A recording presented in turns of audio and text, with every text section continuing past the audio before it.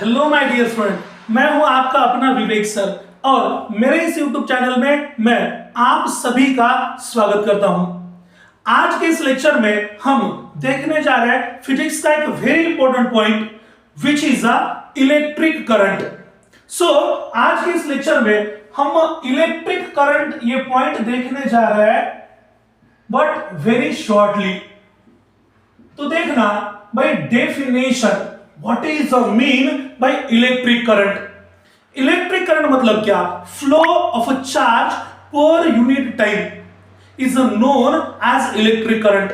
Okay, तो हम यहां पे लिख सकते हैं, क्या लिखेंगे बेटा? देखना कि the flow of a charge, okay, flow of a charge per unit time is known as electric current. Okay, yes.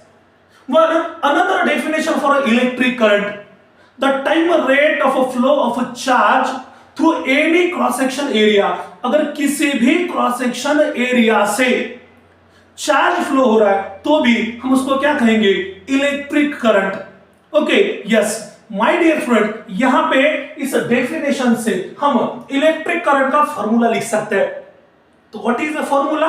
That is I which is equal to Q upon T.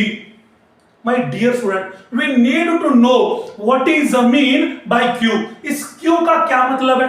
तो ये Q मतलब charge and what is that T? T is an time.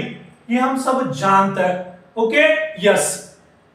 लेकिन अगर आपको बोला गया कि sir we know that there are two types of charges, अपने पास दो टाइप के चार्ज है, तो चार्ज कौन कौन से टाइप के बेटा? चार्ज अपने पास है, एक होगा पॉजिटिव चार्ज और दूसरा होगा निगेटिव चार्ज। अगर किसी ने आपको पूछा है कि sir electric current is N flow of positive charge और निगेटिव चार्ज, तो आपका आंसर क्या होगा? तो डरना नहीं है बेटा, यहां पे कॉन्फिडेंटली बोलना है कि electric flow is an electric current is N flow of a positive charge. ये किस चार्ज का फ्लो है? तो पॉजिटिव चार्ज का। यस, तो यहां पे हम लिख सकते हैं क्या बेटा कि electric current is flow of positive charge. ये पॉजिटिव चार्ज का फ्लो है बेटा, बराबर। यस, अब सर हम इसको पॉजिटिव चार्ज का फ्लो ही क्यों कहते हैं? तो initially one scientist was there, name is Benjamin Franklin. Benjamin Franklin ने इनिशियली कहा था कि ये जो चार्ज और ये जो करंट है पॉजिटिव से निगेटिव की तरफ जाता है और the direction of electric current is और फ्लो ऑफ डायरेक्शन क्या बेटा? From positive to negative. और इसी करंट को हमने एक नाम दिया, जो करंट पॉजिटिव डायरेक्शन से निगेटिव की तरफ जाता है, ओके, उसको हमने क्या कहा? Conventional current. क्या कहते हैं बेटा हम इसको? Conventional current. यस, अब what is mean by that conventional? मतलब बहुत पुराने समय से हम ऐसा मान के चल रहे हैं कि the flow of current is flow from a positive to negative, but nowadays और टुडेज हमें पता है कि इलेक्ट्रिक करंट प्रोड्यूस होता है due to the flow of electron, और इलेक्ट्रॉन फ्लो होता है from negative to positive. But हम अभी भी फ्रॉम ट्रेडिशनल मेथड, वो जो ट्रेडिशनल मेथड है उसके बेसिस पे हम इस क्वेश्चन का आंसर अभी भी यही देते हैं कि electric current is a positive charge. Okay, yes. After that my dear friend, we know that electric current is an physical quantity. इसका मतलब हम इलेक्ट्रिक करंट को मेजर कर सकते हैं। अगर हम इलेक्ट्रिक करंट को मेजर कर सकते हैं तो इलेक्ट्रिक करंट स्केलर क्वांटिटी है कि वेक्टर क्वांटिटी है?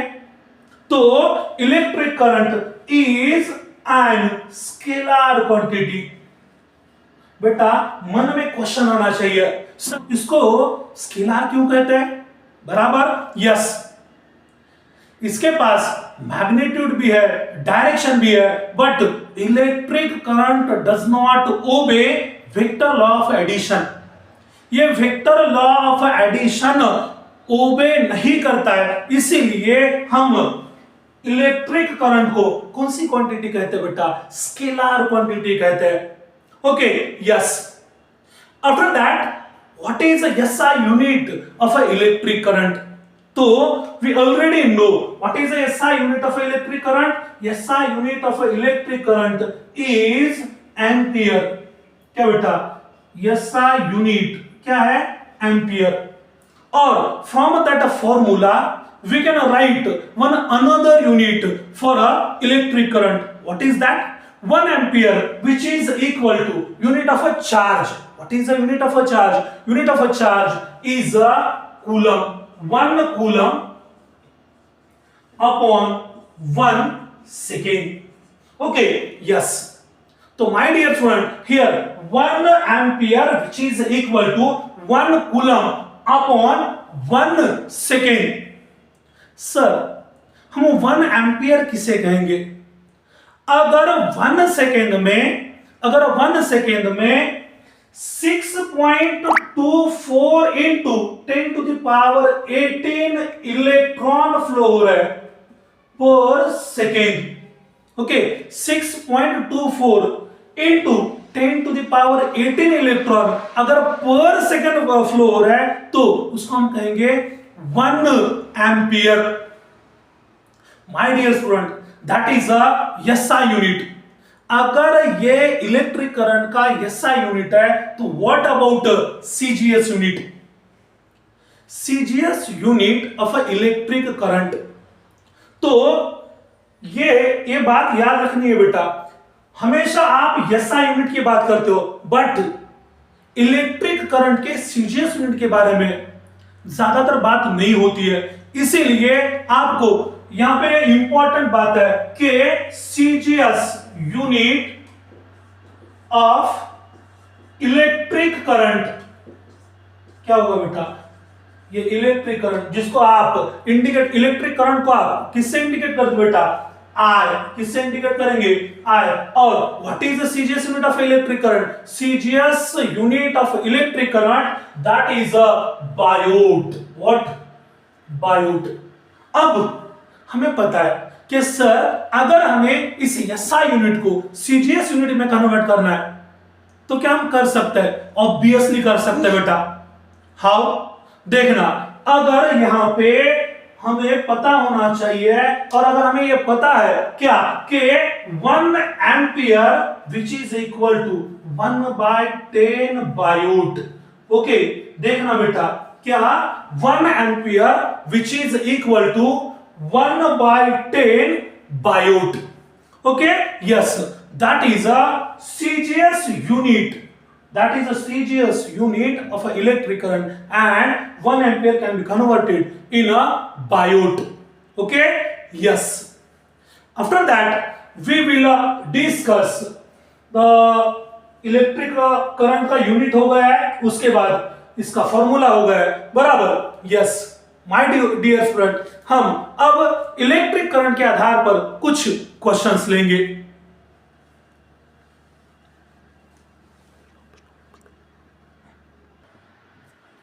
सो इलेक्ट्रिक करंट का जो फॉर्मूला है, देखना बेटा, यहां पे I which is equal to Q upon T, यह हमें पता है। साथ ही साथ Q बराबर एक अलग फॉर्मूला भी हमें पता है, N इंटू E, बराबर क्या नहीं? यस। ये कहां से आएगा बेटा? ये आएगा क्वांटाइजेशन ऑफ ए चार्ज, और ये हम देखने वाले हैं अपने दूसरे वीडियो में।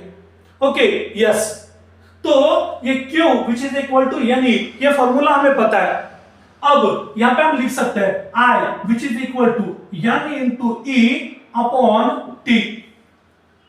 बेटा, अगर करंट आपको दिया है और अगर करंट कांस्टेंट है तो यहां पे हम चार्ज टाइम, या चार्ज और टाइम अगर हमें कांस्टेंट वैल्यू दी गई है तो हम करंट फाइंड आउट कर सकते हैं। इसका मतलब क्या? अगर समझना, आपको यहां पे दिया है I which is equal to 2 ampere, okay, and Q is a charge, अगर समझना 2 कूलम दिया गया है एंड आपको पूछा गया है व्हाट इज द टाइम, तो हम टाइम को कैलकुलेट कर सकते हैं. Okay yes, but my dear student, अगर आपको करंट वेरिएबल के फॉर्म में दिया है, ये सिर्फ हमने एग्जांपल के तौर पे लिया है बेटा. ओके यस, मतलब ये वैल्यू क्या, मतलब ऐसे सच में क्वेश्चन आएगा? नो, सिर्फ हमने एग्जांपल के लिए है. अब अगर समझना आपको Q which is equal to 2t square plus 2t plus 3, अगर ऐसा इक्वेशन दिया है और बोला गया है कि find current in time t which is equal to 2 second. Okay yes, अगर 2 सेकेंड में यहां पे हमें टाइम निकालना है तो क्या हम निकाल सकते बेटा? यस, इसी I को आप और कैसे लिख सकते हो? इसी I को आप लिख सकते हो that is I which is equal to dq by dt. Okay yes, मतलब अगर हमने चार्ज का डेरिवेटिव लिया है तो हमें मिलेगा क्या? करंट. क्या मिलेगा बेटा? करंट. तो यहां पे हम इसका डेरिवेटिव लेंगे, मतलब dq by dt which is equal to what? Derivative of that function 4t plus 2. Okay yes, and the value of a time is a 2 second. So put that value in that equation, we get what? We get I, हमें I मिलेगा. Okay yes, अब यहां पे 4 into 2 plus 2, 4 to the 8 plus 2, that is 10 ampere. Okay yes, that is our current. Okay, अगर हमने charge को differentiate किया है तो हमें क्या मिलेगा बेटा? हमें मिलेगा करंट.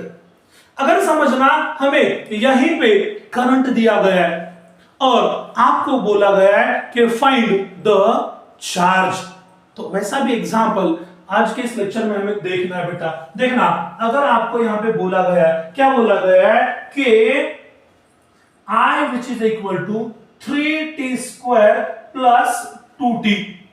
ओके, एंड यहां पे टाइम वेरी हो रहा है, from t which is equal to 0 to t which is equal to 3 second.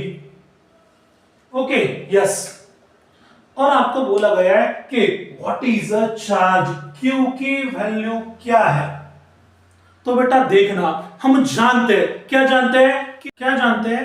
Differentiation and integration are the inverse function. My dear student, देखना यहां पे हमें I दिया गया है और पूछा गया है व्हाट इज द Q. तो ऑब्वियसली अगर हमने इस I को इंटीग्रेट किया है विथ रिस्पेक्ट टू t, तो हमें मिलेगा क्या? हमें मिलेगा Q.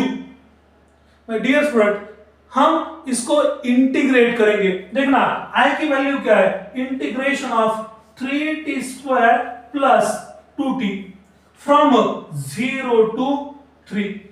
ओके यस, अब इंटीग्रेशन ऑफ 3t स्क्वायर क्या आएगा? 3t cube upon 3 cancel, and upper limit is 3 and lower limit is 0 plus यहां पे 2t square by 2 get cancel, and here lower limit is 0 and 3. Okay yes, अब मन में question आएगा, sir ये integration आपने कैसे किया है? देखना बेटा, वी नो ए फॉर्मूला. कौन सा फॉर्मूला? एक्स टू n का फॉर्मूला हमने यहां पे यूज किया है, बराबर यस. तो देखना, अब t का क्यूब, अगर हमने अपर लिमिट यहां पे रखा है, पहले अपर लिमिट रखना पड़ेगा, तो 3 का क्यूब कितना होगा? बोलो बेटा. यस, यहां पे 27 प्लस 3 का स्क्वायर क्या बेटा? 9. तो अपना आंसर आएगा 36. ये क्यू है तो यहां पे हम इसको कूलम लिख सकते हैं. ओके यस, और एक इंपॉर्टेंट पॉइंट यहां पे आपको लिख के लेना है। क्या लिख के लेंगे कि अगर हमने क्या बेटा, अगर हमने चार्ज को डिफरेंशिएट किया है, क्या किया है, डिफरेंशिएट किया है, तो हमें क्या मिलेगा, करंट मिलेगा। क्या मिलेगा बेटा, करंट।